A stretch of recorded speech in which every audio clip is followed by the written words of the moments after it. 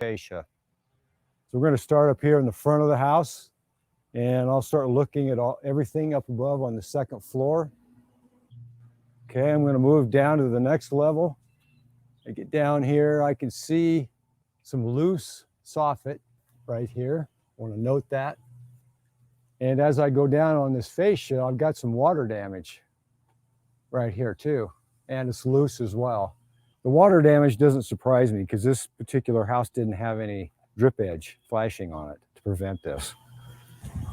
I can see along the fascia, I can see some stains here where the water off the roof is actually getting behind the gutter and coming down onto the fascia.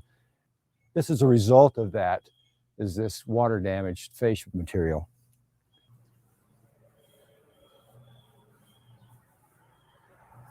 Okay, let's go move over to the side.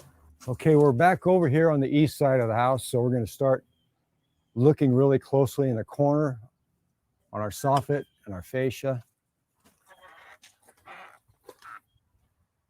Everything down here on the first floor looks pretty good. Now I'm going to be looking up towards the second floor. I can see that we've got our soffit vents for the attic space are in there.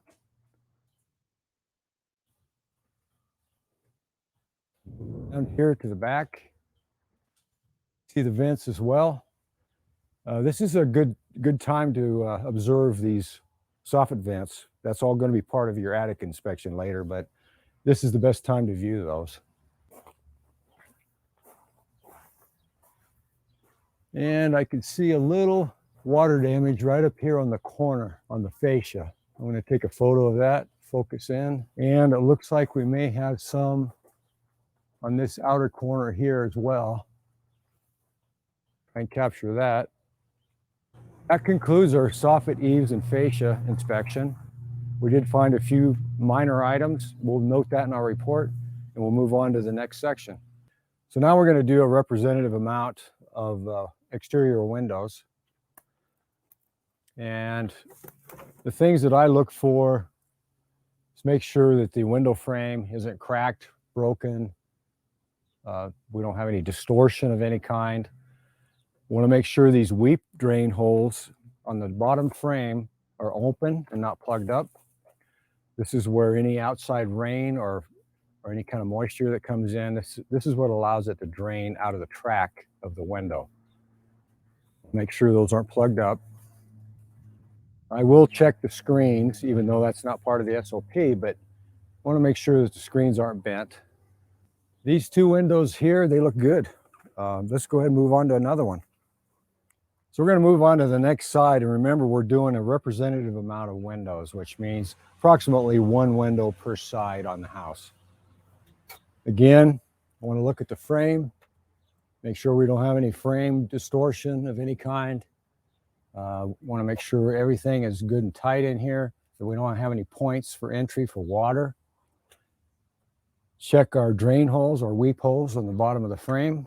Make sure we got a place for water to leak out of, get out of the track.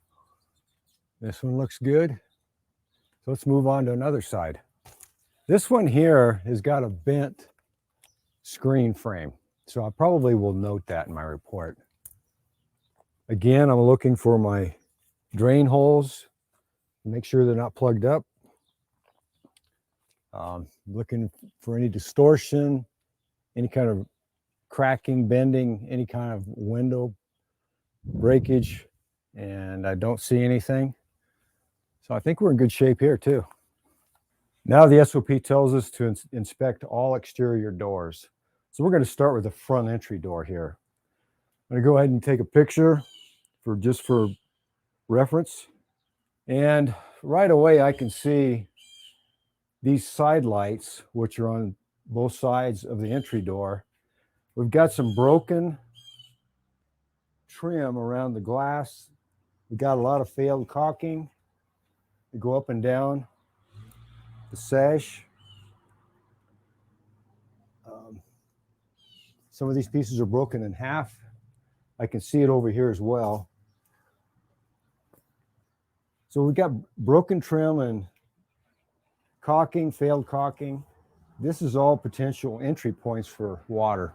And water could get in here and start to damage the window frame and everything else inside. So we want to get that all noted. Now I'm going to check this storm door, check the closing device, and it closes and it latches.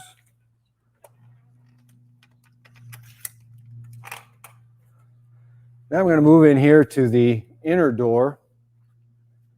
I'm going to check all my weather stripping all around the jamb. Those are all in pretty good shape. Check the threshold. Make sure that I don't have any open holes or screws that are drilled into this outer part of the threshold, which would allow water to get in. The door itself, this is a steel door. And what I want to do now is move to the inside and check the locks on this door. I'm going to close this. And we'll see if the deadbolt locks easily. The door latches easily. So that's all good.